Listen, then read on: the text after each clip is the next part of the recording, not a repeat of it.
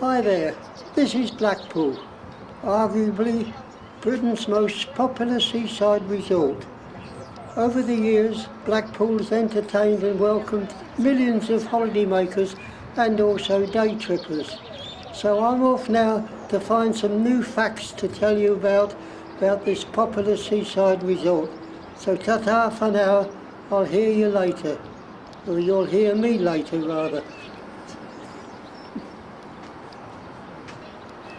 Hi, I'm back. I'm glad to see that you are as well. Blackpool has more attractions than any other resort in Europe, and here is just a few of them. The seaside girl, oh the seaside girl, as deep as the sea, and as wide as the ocean is she.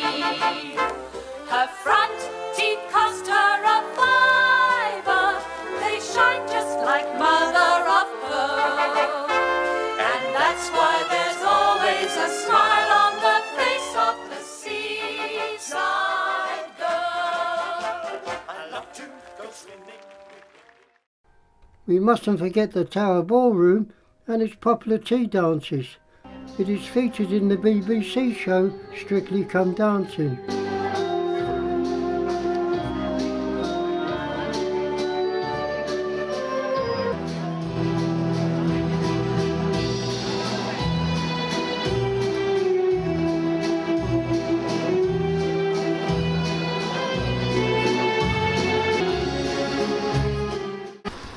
Blackpool's summer season extended well into the autumn with its famous Blackpool illumination.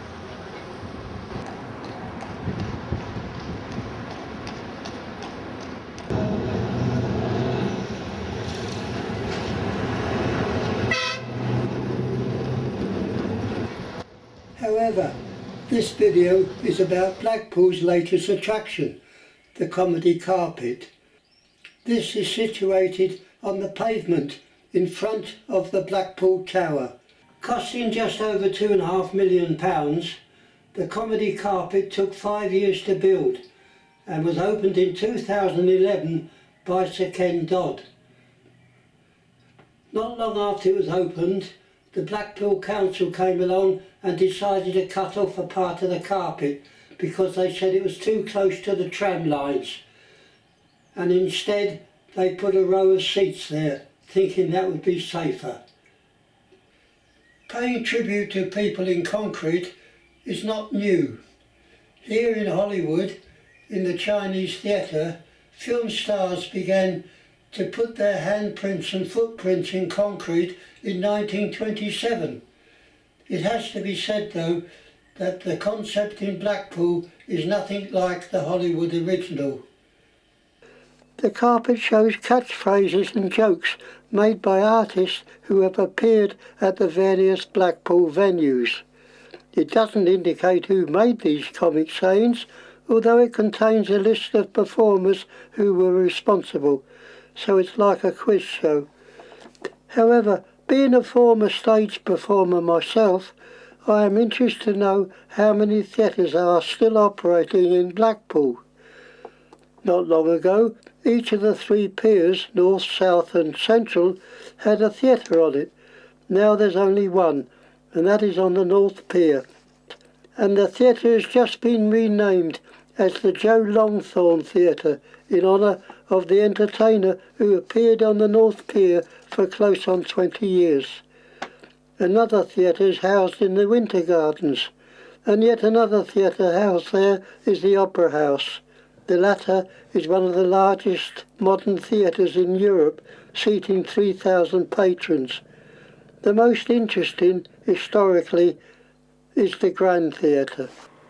This typical Victorian theatre seats 1,000 people and was designed by Frank Matcham in 1894. Matcham designed 160 theatres in his time, which included the London Palladium. Now back to the Comedy Carpet. As I said before, I was a stage entertainer when I was younger. and I knew many star performers who in those days before the internet and television were quite friendly with people just starting.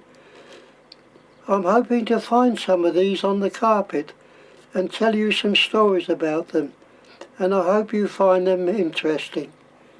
Here's a catchphrase used by a person I knew very, very well, Sir Bruce Forsyth. But before I tell you about him, I think I should introduce myself. All my family were in show business, and that includes my 8 aunts and uncles. My father was a jack of all trades, but unlike the popular saying, he was the master of all his trades. He was a good character actor, he was a comedian, he was a main man in a double act which was very successful. He was an agent for some of the stars, and he also managed some of the stars. He also managed my mother's act. Unfortunately, he had a very violent temper, and once in an argument with me, he threw a knife at me. Fortunately, he missed me. He also said I'd be dead by the age of 21. I'm glad his prophecy didn't come true. Later on, I became a partner with my father in an amusement park game, which was highly successful. But when my father robbed me of my share of the profits, I realised I couldn't work with him anymore, and I never did. My mother was a classic dancer and appeared many, many times at Blackpool, but because she wasn't a comedian, she's not on the comedy carpet. However, I think she's worth a mention. She formed a dancing act with 3 other girls who worked for her, and they were called the 4 Rich Sisters. They were highly successful all over Britain and on the continent. Their act consisted mainly of high-speed tap dancing to classical music, which was the only act in the business doing that kind of thing. They also could do ballet, adagio dancing, Spanish dancing, clog dancing, and any other kind of dance you can mention. I myself followed the family tradition and became a variety artist. My stage name was Alex Roy, and I became Britain's youngest ventriloquist. Here's a picture of me with my dummy. And here's a picture of Bruce Forsyth, as he looked when I knew him. I was 16 and he was 15. A popular radio show called May We Introduce was a programme that introduced new young performers, and they were called Discoveries. The show was eventually made into a stage show, and I was booked as an established supporting act for the run of the show. Bruce Forsyth was one of the Discoveries. For 2 years, Bruce and I shared theatre dressing rooms and also theatrical lodgings. And in our spare time, we went around together. Bruce was always playing tricks on the members of the cast. That included me. My worst moments was when he hid my dummy's head and only let me see it and get them back just as my opening music was being played and I was due to go on the stage. Another discovery was Les Roy, a very pleasant fellow, and he was a big boot dancer. He modelled himself on Little Titch, who was a big boot dancer in the Victorian days.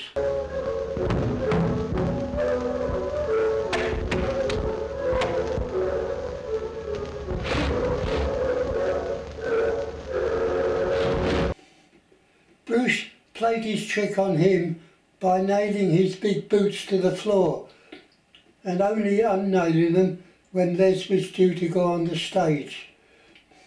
After the show was taken off and the tour finished, Bruce formed a double act with Les Roy. Unfortunately, it didn't last very long, as Les died suddenly with blood poisoning. After the show finally finished, Bruce never spoke to me or saw me again. But I continued to follow his career as he was a very talented discovery. I was very pleased when he was knighted in 2011. After several decades of big success, being an entertainer, then a game show host, and lastly a presenter in Strictly Come Dancing, Sir Bruce Forsyth died in 2017, aged 89, at his home at Wentworth, Virginia Water, with his family at his bedside. His funeral was very private, with only his widow and his 6 children present, along with a handful of very close friends. 12 months later, his ashes were interred under the stage of the London Palladium. In his will, he left over £11 million to his widow and nothing to his children. This avoided the widow paying inheritance tax, with his children receiving money by a special arrangement. The next person I want to talk about is Max Miller, the South of England famous comedian and film star. I'm not going to pretend that we were friends, because we weren't, but I had 2 conversations with him and I thought they were both very interesting. He never performed at Blackpool, but he was portrayed in the Blackpool Waxworks Museums, so I count as him appearing in Blackpool. There was a belief in theatrical circles that Max Miller was a bit tight-fisted and mean with his money. Max Miller encouraged this belief by some of the jokes he told, such as this one. So I went into the pub to have a drink. The 6 teddy boys walked in and one of them said, give us 6 whiskies. And what are you having? I said, I'll have a whiskey. I said, give him a large one. Give him a large one. I had a large whiskey, and that fella called for 6 more. Said, give him one. I had another large whiskey. I had 6 large whiskies, these teddy boys. And I looked at the clock, 10:30. I said, sorry, I said, I've got to be going now. So one of them said, just a minute, you. Aren't you Max Miller? I said, yes. He said, you've got a lot of property in Brighton, haven't you? I said, yes. I've got 1 or 2 hotels. I made half a dozen houses. He said, you want to sell one? I'm going to buy a round of drinks. Here. When I was appearing in a summer show called Bye Bye Blues at the Connaught Theatre, Worthing, a seaside resort near Brighton, Max Miller came over to see the show. After the show, he came round backstage to visit the cast and give us congratulations on our performance. He, for some reason, singled me out for extra praise. He told me that, like me, he started young as a comedian in a summer show on the beach at Brighton. He went on to say that he married a very astute lady who was very clever at business, and she helped him to raise him to stardom. A short while later, I and some other members of the cast were invited to take part in a BBC overseas radio broadcast to Australia. Max Miller was to be the star attraction, and of course we accepted. The broadcast took place in the Brighton Royal Pavilion. This ornate palace was built and paid for by Queen Victoria. King Edward VII, when he was the Prince of Wales, used to live here quite frequently. When the Queen went to live in the Isle of Wight, she sold the Royal Pavilion to the local Brighton Council. This is the room we used as a dressing room, and this is the room where the performance took place. This was before the days of canned laughter and a floor manager raising a board to tell the audience when to applaud. So the applause and the laughter were very genuine. After the show, Max Miller came in to congratulate us again on our performance. He took me aside again to tell me the fact that what helped him to earn more money was the fact that the BBC banned him from broadcasting. In fact, his yearly earnings went up by £120,000 a year. He went on to say that he could only work 6 weeks a year because the new government after the war introduced new tax laws that made him pay 19 shillings and sixpence in the pound after he'd earned a certain amount. He then treated all of us to a drink and told us not to tell anyone that he had paid for the round of drinks, as he had a reputation to uphold. He certainly was not a mean man. In fact, he was completely the opposite. After his untimely death, many comedians said how he had been kind and helpful to them on their way up to stardom. Max was a private man and didn't want his charitable work to be publicly known. Here you hear what comedian Roy Hudd had to say about Max Miller's great compassion for people. I remember his missus saying to me, you know, she said that people always said Max was terribly mean. She said, but I'll tell you a story. She said, during the war, she said, I came home. She said, I'd been out shopping one afternoon. She said, I came back to our house in Brighton.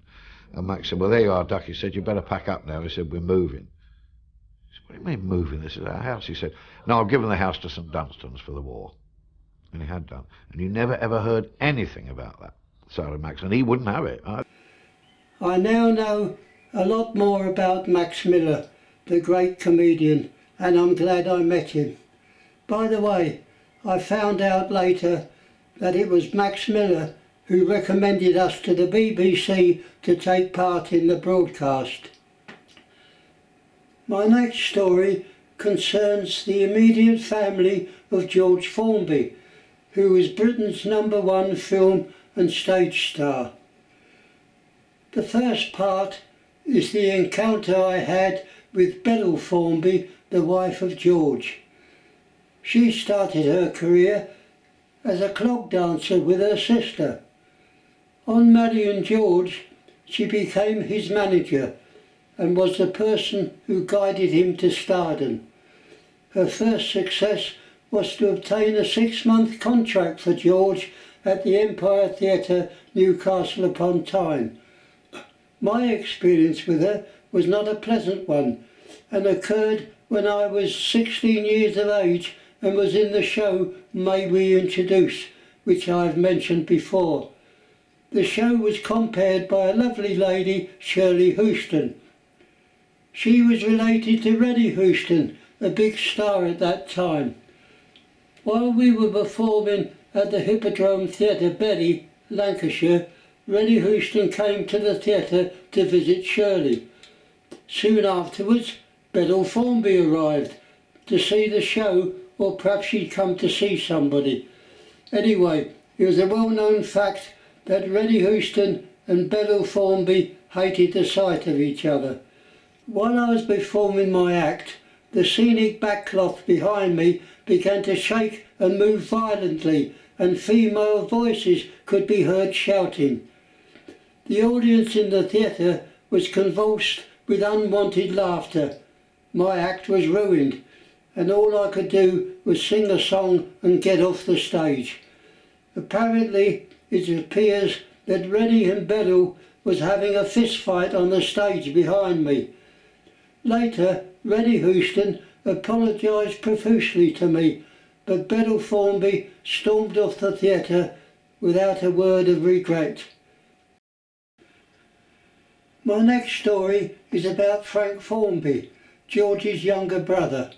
Frank was a successful variety performer who had a similar act to George. Some people say he was better. Please, George. Thank you. Now a fella dressed in uniform could easily see that I was standing at the corner of the street. He treated me and told me that the country wanted men in lifeguard's clothes. He said I'd look a treat. So he gave to me a shilling and I signed my name, and then I was standing at the corner of the street. And for standing at the corner of the street, they dressed me up with spurs upon my feet. They put me on a horse's back to teach me how to ride. When I fell off the riding master came to me and cried, However did you come to be a soldier, I replied. I was standing at the... When I met him, it was later in his life, when he was no longer a stage performer, and I also had given up stage performing. He stayed at my parents' house in London, and although he was much older than me, we struck up a good friendship. His story is a sad one. It was well known that Beryl Formby, as manager of George, put clauses in George's contracts that Frank would not be allowed to make a film or perform on Variety Theatre's #1 circuits as long as George was still alive. So Frank's theatrical performances began to dry up, and he was desperate for money, and at the end he went bankrupt. Then he did a very foolish thing. While bankrupt, he obtained credit, and that is illegal. And while he was performing at the Theatre Royal Bilston, police arrested him as he came off the stage. I can't remember whether he got a prison sentence or not, but when it was all over, he could get no work at all as a theatrical performer. So he ended up as a van driver for Sainsbury's grocery store, which was in Kilburn, close to where my parents lived. I remember very well, whilst he was at my parents' house, and I was there too, when my father was arguing with me and robbing me of the amusement park game profits, Frank Formby stood up for me and told my father that he was in the wrong. But my father, besides being a bad-tempered fella, he also was very stubborn, and he took no notice of Frank's advice to him. So that's all I've got to say on this video. I hope you've enjoyed it. I hope you found some parts of it interesting. So I'll say ta-ta until the next time. Goodbye. Bye.